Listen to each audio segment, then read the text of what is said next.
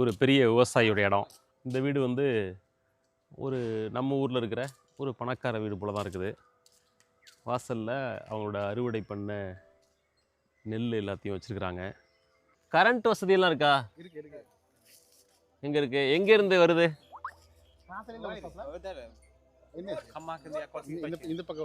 அங்கேருந்து வருதா? ஓகே. தண்ணி சப்ளை தண்ணி இருக்கு. நம்ம போட்டுக்கணுமா குழாய்? இது வந்து போர்வெல்லாம் எப்படி இந்த தண்ணி கவர்மெண்ட் சப்ளை பண்ணுறதா, நீங்கள் தனியாக போட்டுக்கிறதா? ஓகே, இது தனியாக அவங்க போட்டிருக்காங்க. அது கவர்மெண்ட்டு.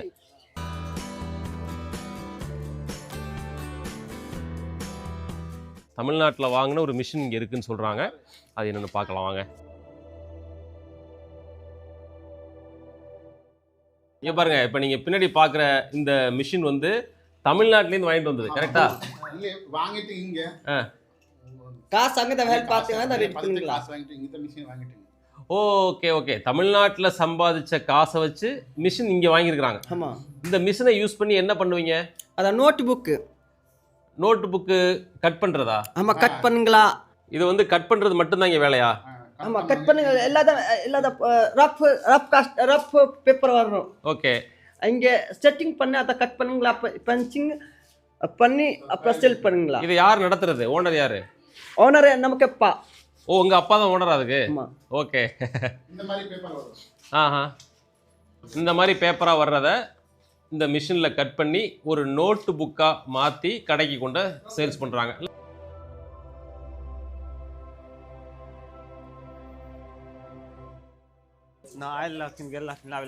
இதுதான் இந்த ஷெப்னான்ற கிராமத்துக்கு வர்ற மெயின் ரோடு. பாருங்க, இதுதான் வந்து இந்த கிராமத்துக்கான மெயின் ரோடு. இப்போ நம்ம பார்த்ததெல்லாம் இந்த ஊர் மெயின் ரோட்லேருந்து இறக்கத்தில் கீழே இருக்கிற அந்த ஊரோட உள்பகுதியில் போய் பார்த்தோம். இது மெயின் ரோடு.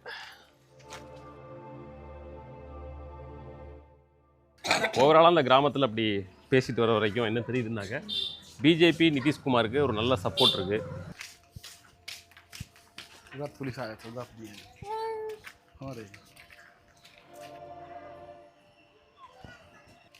நீங்கள் என்ன பண்ணுறாங்க? என்ன பிஸ்னஸ் பண்ணுறாங்க? எல்ஐசி. ஓகே. இப்போ எல்ஐசி ஏஜென்ட் நீங்கள் நல்லா சம்பாதிக்கிறாங்களா? ஓகே. அவனுக்கு கிசான் ஜமீன் ஜாஸ்தி இருக்கு. அவரு ஜாஸ்தி இருக்கு, ஜமீன் இருக்கு. ஓ, ஜமீன் ஜாஸ்தி, நிலம் அவருக்கு ஜாஸ்தி இருக்கு. அவர் இங்கே உள்ள விவசாயம் பண்ண மாட்டாங்க. நல்லா செலவும் பண்ண மாட்டாங்க. அவர் வீட்டுக்கு போகலாமா? நான் போகலாம். தனி வீடியோ பண்ணா சொல்லுங்க. அப்போ வாங்க. வைக்கல் போர் ஒரு பழங்காலத்து ஓட்டு வீடு. அந்த ஓட்டு வீட்டுக்கு மேலே புதுசாக கட்டியிருக்கிறாங்க. சாலா வாசலில் அந்த உர மூட்டைகள் இருக்கு. இது என்னது? இதான் உருளைக்கிழங்கு. ஓகே, உருளைக்கிழங்கு வந்து இதுங்க விதை உருளைக்கிழங்கு. இதை போடுவாங்க. இதுதான் போடுவாங்க. இதை போடுவாங்க. ஓகே, விதை. இங்கே பாருங்க, விதை உருளைக்கிழங்கு. குல்லையா அந்த நமக்கு என்னன்னா அங்கே வந்து உருளைக்கிழங்கு, விதை உருளைக்கிழங்கு வச்சுருந்தாங்களா? இங்கே வேற என்னவோ வச்சுருக்குறாங்க. இது என்னது?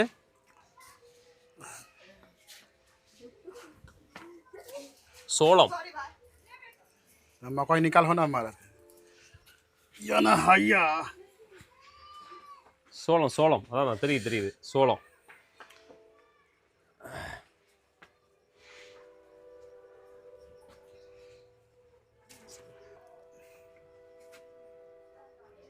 இதெல்லாம் இப்போ யூஸ் பண்ணுறது இல்லையா?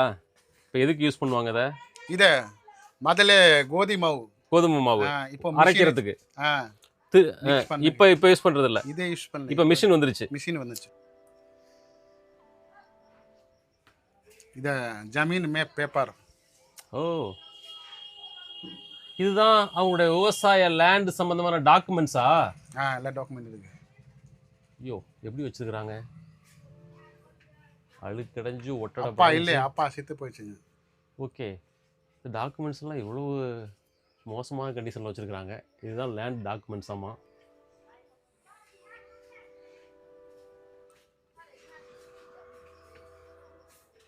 வீடியோவில் விட கொஞ்சம் பளிச்சுன்னு தெரியுது, நேரில் பார்த்தா இன்னும் மோசமாக இருக்குது. இதுதான் அவருடைய விவசாய லேனத்துக்கான டாக்குமெண்ட்ஸ். ரொம்ப மோசமான கண்டிஷனில் தான் அந்த வீடு இருக்குது. இது ஒரு எல்ஐசி ஏஜென்ட்டோட வீடு. எவ்வளோ பிரம்மாண்டமாக பெருசாக இருக்குது பாருங்கள். இதில் ஒரு ஃபேமிலி தான் இருக்காங்களா, நிறைய ஃபேமிலி இருக்காங்களா? 2 ஃபேமிலி இருக்கு. 2 ஃபேமிலி இருக்காங்க. ஸோ இது போல் 2-3 எல்ஐசி ஏஜென்ட் வீடு காட்டிட்டாங்க. ரொம்ப பின்தங்கிய ஒரு ஏரியாவில் எல்ஐசி ஏஜெண்டாக இருந்து இவ்வளவு ஏர்ன் பண்ண முடியுமா? ரொம்ப ஆச்சரியமாக தான் இருக்குது. எல்ஐசி பாலிசி போடுறதுல அவ்வளவு ஆர்வமாக இருக்காங்களா? யார் இவங்கள்ட்ட அதிகமாக பாலிசி போடுறவங்க? கிசானா, கவர்மெண்ட் வேலைக்கு போகிறவங்களா? இல்லை, கிசான் அவங்க எல்ஐசி பாலிசி போடுவாங்களா? எல்லா பாலிசி ஏஜென்ட் இருக்கு. எல்லா ஆளுக்கு வசூல் பண்ணுவாங்க. வசூல் பண்ணிட்டு அப்புறம் அங்கே போடுவாங்க, எல்ஐசி ஆஃபீஸில் போடுவாங்க பணம். எதுக்கு? மனுஷங்களுக்கு எல்ஐசியா இல்லை விவசாயம்? கிசான் எல்லாமே இருக்கு. எல்லா இதுவும் பண்ணுவாங்க. அவனை வசூல் பண்ணுவாங்க. இதான் வசூல் பண்ணுவாங்க. வசூல் போட்டு அப்புறம் இந்த வசூல் பண்ணுவாங்க. ஓகே. ஹாய். ஆக்சுவலி இது கொஞ்சம் வளர்ந்த ஊராக இருக்குது. இந்த ஊரோட பொருளாதார நிலைமை அதை பொறுத்தவரையிலும் தமிழ்நாட்டோட கம்பேர் பண்ணோம்னா ஒரு 20-30 வருஷம் பின்னோக்கி இருக்குது அப்படின்னு சொல்லலாம். ரொம்ப கடுமையான ஒரு வறுமை சூழலில் இருந்த இந்த ஊர் வெவ்வேறு மாநிலங்களுக்கு புலம்பெயர்ந்து போய் அங்கே சம்பாதிச்ச காசை கொண்டு வீடுகள்லாம் கட்டி இப்போ தான் இது கொஞ்சம் கொஞ்சமாக எமர்ஜ் ஆகி டெவலப் ஆக ஆரம்பிக்குது. இது எதோட ஒப்பிடத்தகுந்தது அப்படின்னா, டெல்டா மாவட்டங்களில் 1980-90களில் அப்போ தான் சிங்கப்பூர், மலேசியா நாடுகளுக்கு போய் சம்பாதிச்சு ஊர்களில் வீடு கட்ட ஆரம்பித்தாங்க. அந்த அளவுக்கான முன்னேற்றத்தை இப்போ தான் இந்த ஊர் ஆரம்பிச்சிருக்குது. முறைப்படியான ஒரு சாலை வசதி, முறைப்படியான தண்ணீர் வசதி அதெல்லாம் இல்லை. எல்லாமே இல்லைன்னு சொல்லலை, இருக்குது. ஆனால் அதில் ஒரு முழுமை இல்லை. அங்கங்கே இருக்குது. முன்னேற்றத்தோட தொடக்க நிலையில் இந்த கிராமப்புறங்கள் இருக்குது அப்படின்னு சொல்லலாம். இது எல்லாத்துக்கும் முக்கியமான காரணம், இந்த கிராமங்கள்லேருந்து மைக்ரேட் ஆகி வேறு ஸ்டேட்டில் போய் வேலை பார்க்குற அந்த எம்ப்ளாயீஸோட உழைப்பு, அவங்க ஈட்டுற ஊதியம், அதை கொண்டு தான் இந்த கிராமப்புற பகுதிகள் இப்போது டெவலப் ஆக ஆரம்பிச்சிருக்கு. வீடு கட்டிகிட்டு இருக்காங்க. இதெல்லாம் ரொம்ப பழைய வீடாக இருக்கே.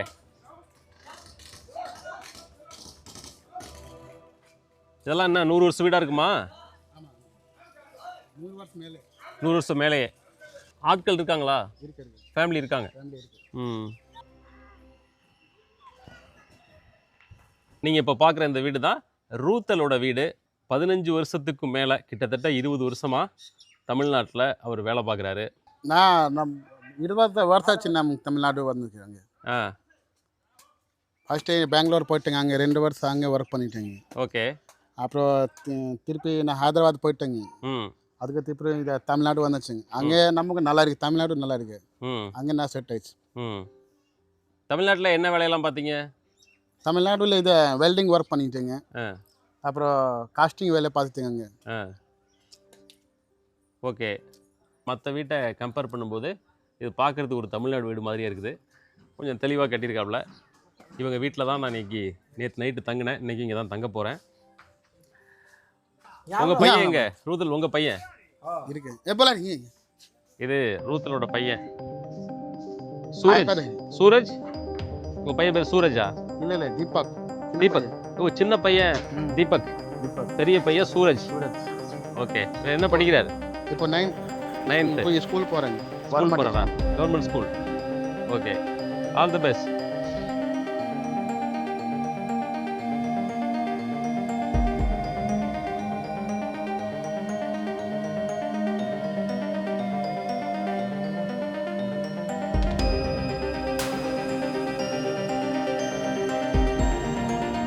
இதுதான் இங்கே இருக்கிற மக்களோட வாழ்க்கை சூழல். இது ஒரு வீடு, இது ஒரு குடும்பம் வாழுது. இது மாதிரி இந்த ஒவ்வொரு ரூமாக இருக்குது பார்த்தீங்களா, ஒவ்வொன்றிலையும் ஒரு குடும்பம் வாழுது. நடுவில் ஒரு அடி பம்பு.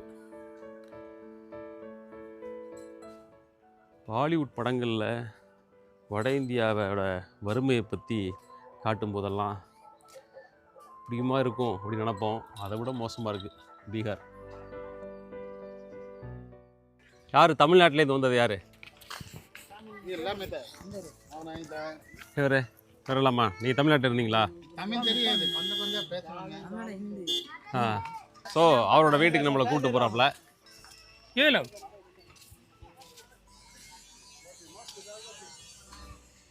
आएगा ना? ஆ.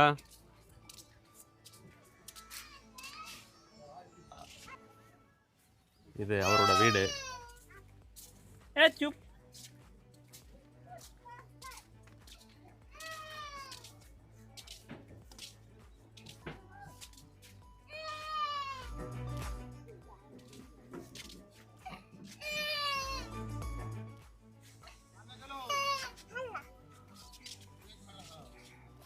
अरे रुकना रे, 5 मिनट में खड़े ले। हाँ நீங்கள் ஒர்க் பண்ணீங்களா? ஆ, லீவில் வந்திருக்கீங்களா? லீவு திரும்ப ரிட்டர்ன் எப்போ? Verma side 2 months. 2 months. ஆ, தமிழ்நாடு ஓகேவா? சூப்பரா?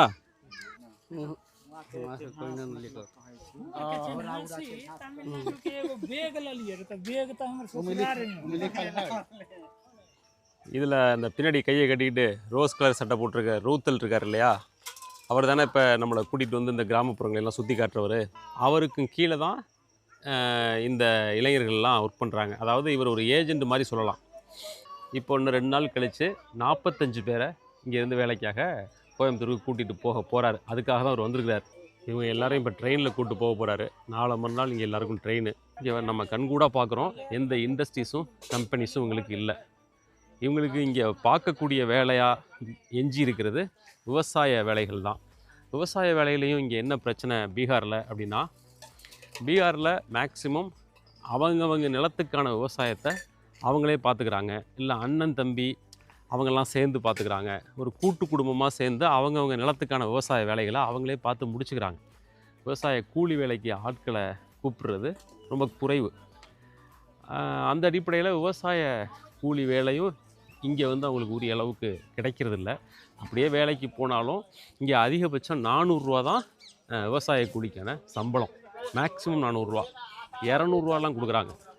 அப்போ மாதத்துக்கே 6000 ரூபா 5000 ரூபா தானே வருது. 400 ரூபா கணக்கு போட்டாலும் 10,000 ரூபா சொச்சம் இவ்வளோதான் வரும். ஸோ விவசாய வருமானம்ங்கிறது இங்கே கண்டிப்பாக பத்தாது. இந்த காரணங்களால தான் இங்கே இருக்கிற இளைஞர்கள்லாம் பல லட்சக்கணக்கான பேர் வேறு மாநிலங்களை நோக்கி போகிறாங்க.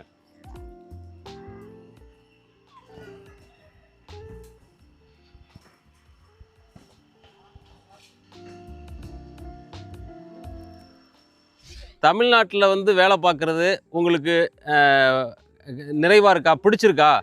தமிழ்நாட்டில் வந்து இவங்க இந்த ஊருக்காரங்களாம் வேலை பார்க்குறது இவங்களுக்கு ஓகேவா? तमिलनाडु से वहाँ से इनकम अच्छा लगता है। कहाँ अच्छा इनकम आएगा? इतना दूरी जाएगा, एक 500 रोज कमाएगा तो उसे क्या होगा? यह चाहिए, ये चाहिए, यह चाहिए। 500 के 600 के रोज कमाएगा तो अपने खाएगा कि यहाँ घर चलेगा? அவங்க சொல்கிறது இங்கேருந்து அவ்வளோ தூரம் வந்து அங்கே வேலை பார்க்க வேண்டியிருக்கு, இங்கேயே இந்த கம்பெனி இருந்தால் அந்த வேலையை இங்கேயே பார்த்துருவோம், அதானே சொல்கிறாங்க.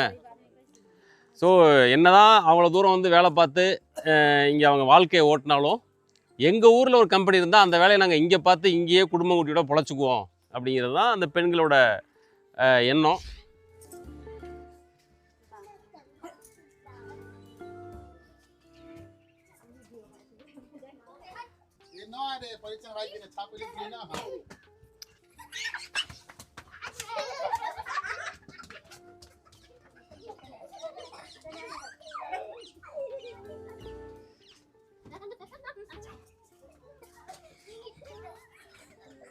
எப்படி ஓடுறாங்க பாருங்க இந்த பசங்கள்லாம்.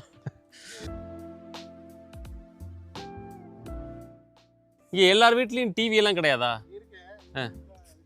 அந்த வீட்டில் ஒரு பெரிய வீடாக இருக்குது, இந்த வீட்டில் டிவி இருக்குது, ஆனால் எல்லார் வீட்லேயும் கிடையாது. ஆமாம், அடிப்படை தேவைகளே இல்லை. அப்புறம் டிவி எல்லாம் ஒரு இது தானே, லேவிஷான ஐட்டம் தானே.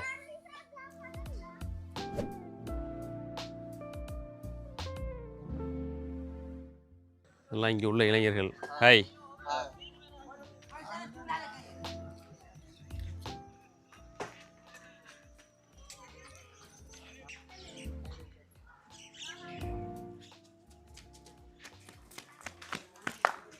தமிழ் பேசுவீங்களா? No, Hindi. ஆ ஹிந்தி. தமிழ்நாடு நல்லா இருக்கா? தமிழ்நாடு குட். आम्ही हम सनातन भावो ஆ सनातन सनातन ஓகே. सब हिंदू एक அவர் வந்து சனாதன் தர்மா அப்படிங்கிறத பேச சனாதன் தர்மா. खाक वो ஆ பாத்தீங்களா, சனாதன் தர்மா தான் பெஸ்ட் அப்படின்றாப்ல. பிஜேபி ஆ தெரியுது. ஏய் இது துண்டு டவல். ஆ சனாதனா. आम्ही खाक वो ஆ எங்க हिंदू या। राष्ट्र बनना चाहिए। பாத்தீங்க இந்து ராஜ் பர்னா हर घर का नारा है हिंदू राष्ट्र हमारा है। பிஜேபி ஏன் ஜெயிச்சதுன்னு இப்ப தெரியுதா? பூண்டு, மிளகாத்தூள், தனியாத்தூள், மஞ்சள் தூள் இதெல்லாம் வியாபாரம் பண்றாங்க. पढ़ी लिखे हैं भाई, ऐसा थोड़ी है। तमिलनाडु, चेन्नई, केरला वगैरह जो है अपना डेवलप है बिल्कुल। और கொத்தமல்லி இந்த மாதிரி சமையலுக்கு தேவையான பொருள் எல்லாம் வியாபாரம் பண்ற ஒரு வியாபாரி.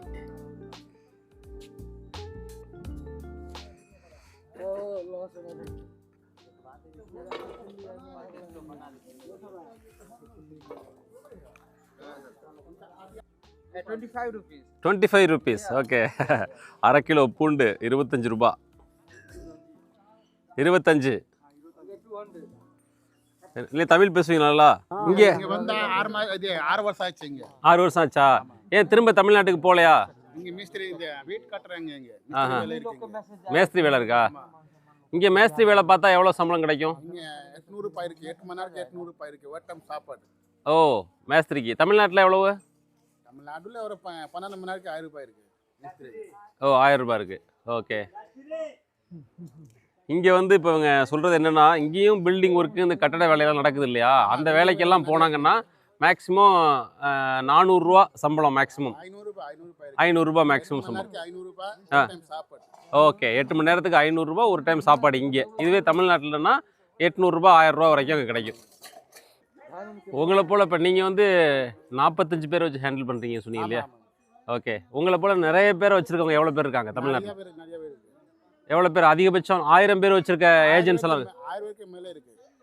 அவங்க என்ன சொல்லுவாங்க உங்களுக்கு? ஏஜென்ட்னு சொல்லுவாங்களா? உங்களுக்கெல்லாம் அங்கே என்ன சொல்லுவாங்க? ஏஜென்ட்டா நீங்கள்? ஆமா, இது இல்ல லேபர் சப்ளை பண்றோம். லேபர் சப்ளை பண்ணுறது. நீங்கள்லாம் இவர் இப்போ வந்து லேபர் சப்ளை பண்ணுறவர் தமிழ்நாட்டுக்கு. இவங்கள மாதிரியான எக்கச்சக்கமான லேபர் சப்ளை பண்ணுறவங்க தமிழ்நாட்டில் இருக்காங்க. ஒவ்வொருத்தருக்கும் கீழே 100 பேர் 1000 பேர் வேலை பார்க்குறாங்க. இப்போ இவர் ஒரு 40-50 பேர் 100 பேர் வச்சுருக்காருனாக்க இதை விட அதிகமான எண்ணிக்கையில் லேபர் வச்சுருக்கவங்க நிறைய இருக்காங்க. நிறைய பேர் இருக்கு. அவங்களாம் நல்லா சம்பாதிச்சு கோயம்புத்தூர்லேயே செட்டில் ஆகிட்டாங்களா? கடை இருக்கு. கடையெல்லாம் இருக்குது எல்லாமே இருக்கு. கோயம்புத்தூரில். கடை, வீடு வீட்டெல்லாம் கட்டியாச்சு. அங்கேயே செட்டில் ஆகிட்டாங்க. எல்லாம் செட்டியாச்சு. ஸோ இந்த மாதிரி லேபர் சப்ளை பண்ணுறவங்க அவங்களுக்கு ஓரளவு எம்ப்ளாயீஸை விடவும் தொழிலாளர்களை விடவும் நல்ல வருமானம் வருது. சொல்லப்போனால் ரூத்தல் சொல்கிறதுன்படி 2 லட்ச ரூபா 3 லட்ச ரூபா சம்பாதிக்கிற லேபர் சப்ளையர்ஸ்லாம் இருக்கிறாங்க. சாதாரண தொழிலாளிகளுக்கு மாத சம்பளம் 20,000 25,000 தான். இது மாதிரி ஒரு 200-300 தொழிலாளர்களை கையில் வச்சுக்கிட்டு அவங்களோட மாத சம்பளத்தில் மாதம் இவ்வளவு தங்களுக்கு கமிஷன் அப்படின்னு எடுத்துக்கிறாங்க இல்லையா? அதனால் இவங்களோட சம்பளம் ரொம்ப ஜாஸ்தி. बिहार के फोटो लै छी। ஆ बिहारी के ஆ कैसन एरिया है, कैसन गांव है। गांव है प्रथम बार के बिहार ओए वीडियो बनल छी। ஆ இது யார்? உங்களோட கடையா? आय இது யாரோட கடை? ஆமா, ஒரே दुकान है। हां அவங்களோட கடை. இந்த பெட்டி கடை இவங்க வச்சிருக்காங்க. இங்கே வருமானம் நல்லா வருதா? இன்கம் कितना इनकम हो छै? இல்லை நல்லா வருதா? जितना कहे न सामान उतने नहीं कम இல்ல इनकम कमी तो 400 400 ரூபாய் 300 ரூபாய். இல்ல தமிழ்நாடுல ஒரு அண்ணா 6 பண்ணாங்க. இவங்களோட அண்ணனா? இல்ல நம்ம அண்ணன் இது சொல்லு. உங்கள் அண்ணன். ஸோ இவங்களோட ஹஸ்பண்ட் ஹஸ்பண்ட் தமிழ்நாட்டில் ஒர்க் பண்ணாரு. ஓகே. இந்த அம்மாவோட ஹஸ்பண்டும் தமிழ்நாட்டில் ஒர்க் பண்ணியிருக்காரு. இப்போ வந்துட்டாரா? இங்கே இருக்கிறாரு? தமிழ்நாட்டில் இருக்காரா? இங்க இருக்குங்க. இங்கே தான் இருக்காரு. ஓகே. ஹாய். ஸ்கூல் போகலையா? நீங்களாம் ஸ்கூல் போகலையா? ஸ்கூல் அவனுக்கு அப்பா தமிழ்நாடுல இருக்கு. யார் அப்பா? இது இதா அவங்க அப்பா. அவங்க அப்பா தமிழ். அது யாரு? அந்த குழந்தையோட அப்பாவும் தமிழ்நாட்டில் இருக்காங்களாம். ஸோ हाय कह दे ना पापा के को हाय। पापा के आपका नाम क्या है? சந்தியா. ஸோ இவங்களோட ஹஸ்பண்ட் தமிழ்நாட்டில் இருக்காரு. அந்த பொண்ணோட அப்பா தமிழ்நாட்டில் இருக்காரு.